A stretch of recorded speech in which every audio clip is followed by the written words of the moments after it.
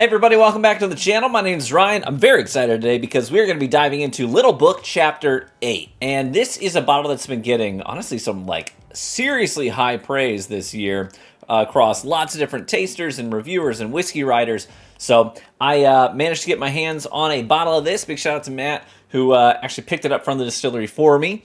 We had a mutual acquaintance there hold it for us, which was very generous of them. So thank you, folks at Jim Beam, for doing that. Also grabbed the Booker's 2024-02 batch as well. So we'll be diving into that one next. But for today, we're starting with the Little Book Chapter 8. This is the Path Not Taken. One of the things I absolutely love about this product line is the bottling. Same with this and Booker. So we get the presentation of the box itself, but then the bottle is beautiful. Look at this. I mean, you would think this is like a high-class wine or mead.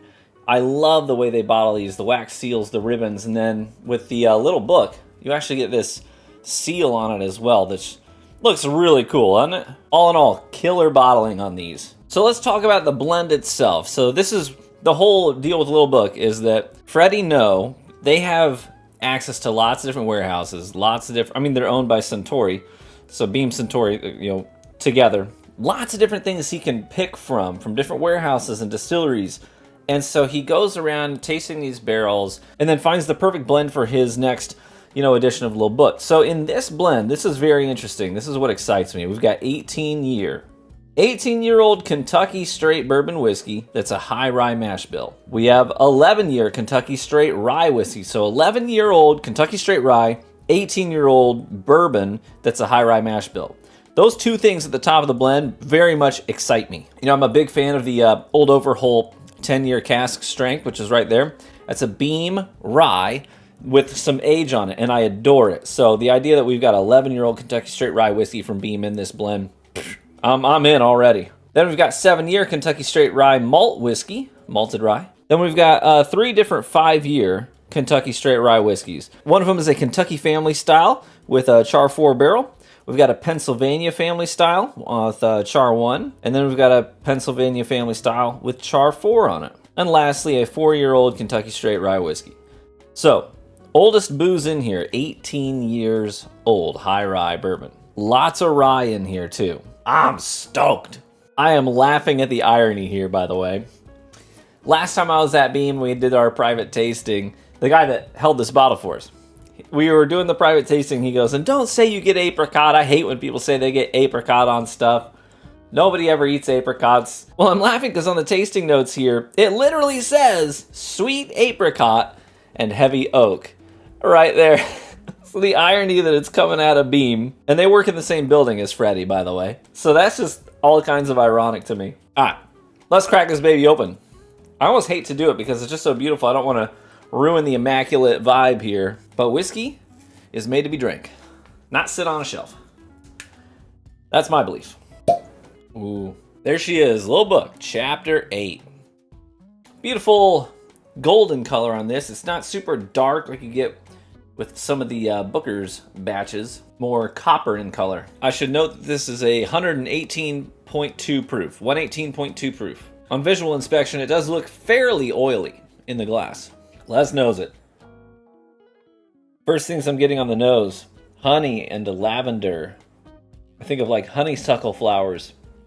That sweet nectary floral note, Plenty of vanilla and baking spices in here too. And there's that hallmark funky oak that you get on old Kentucky bourbons and ryes.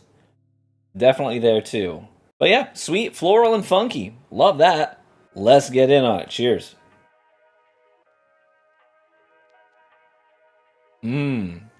Oh, that's interesting.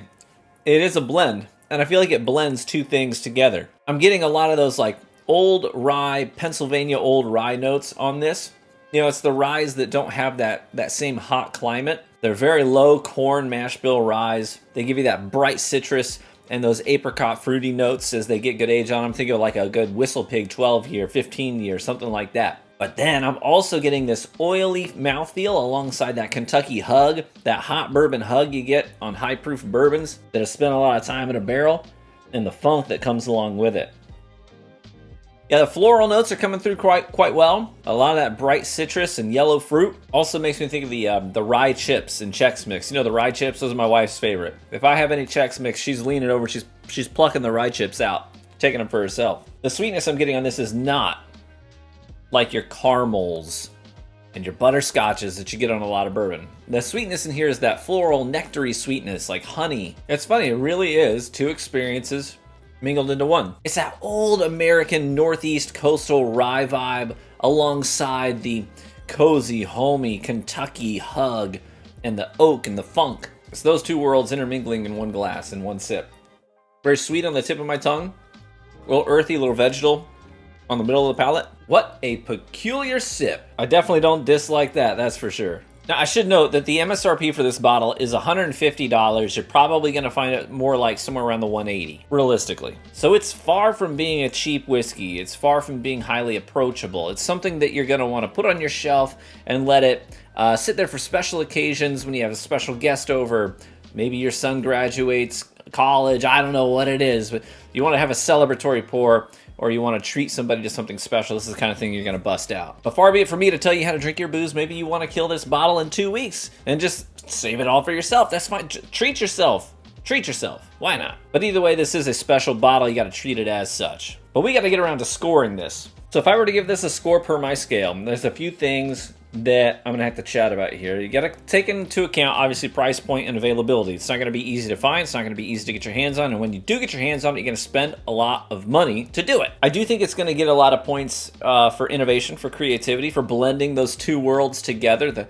The Kentucky cozy, little bourbony hug, that burn, and the funk on old warehouse-aged bourbon, but then marrying that with the bright citrus, the fruit, the yellow fruity notes that you get on old U.S. style coastal rye whiskeys. So it's going to get a lot of points there. But I think just from a sipping standpoint, I really like this.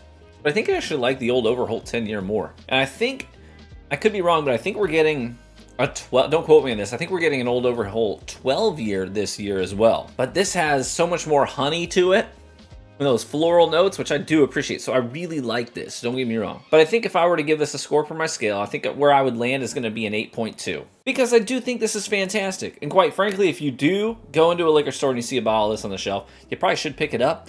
Even if you're not going to enjoy it, you're not going to drink it, you probably know somebody in your whiskey clubs, your Discord groups, or whatever, who are dying to get their hands on this bottle. And so if you see it and you want to pick it up for a friend, you could probably do a pretty good bottle swap. You could probably get a couple of bottles that someone would be willing to trade to you for this one if you're not interested in it. Otherwise, pick it up for yourself. Have it be a special treat for you and someone else. So yeah, it is fantastic whiskey. I can be a little nitpicky about it, though. It is very earthy, very vegetal. It is sweet, don't get me wrong, but the earthiness and the vegetal notes, those are really what linger with you over time, the more it sits on the back of your palate after you've already had your sip. And that might not vibe with everybody. I would prefer, I don't mind those notes, but I would prefer if there was something a little more sweet to offset that had some base end to it. That's one of the things I actually like about the old Overholt quite a bit, is that it does have more corn in the mash bill for that rye. And so you do get those stewed corn, sweet corn syrupy notes that help to offset the old rye notes as well. So you get those two things harmoniously. And I think I wish I had just a little bit more of that in here, just to make it maybe a fuzz more palatable. But that, again, that's being nitpicky. 8.2 was a very high score for me. That's very high praise. I don't call a lot of things fantastic, but I think that's where I'm going to land with this bottle. Thanks again, Matt, for picking this up from the distillery for me. Appreciate you, brother. Thanks as always, everybody, for tuning into the video today. I really appreciate each and every one of you. If this is your first time here, maybe your second time here, hey, consider hitting the subscribe button. We'd love to see you around here more frequently. We also have a Discord group, totally free to join. The link's in the description. Hop on in, say hello. Otherwise, we like to do things together, social events like bottle shares and things of the sort as a group. And if you want to get involved in those things, feel free to join the Patreon group. It's you can join for as little as $1 a month for the base tier, just $1 a month. Helps to support the channel by funding the bottles we get to pick up and review, like this one was purchased with Patreon money. So big shout out to my Patreon supporters. Love you guys so much. Appreciate you. Cheers, my friends. May you live richly and get better with age. And I hope to catch you in the next one. Bye-bye.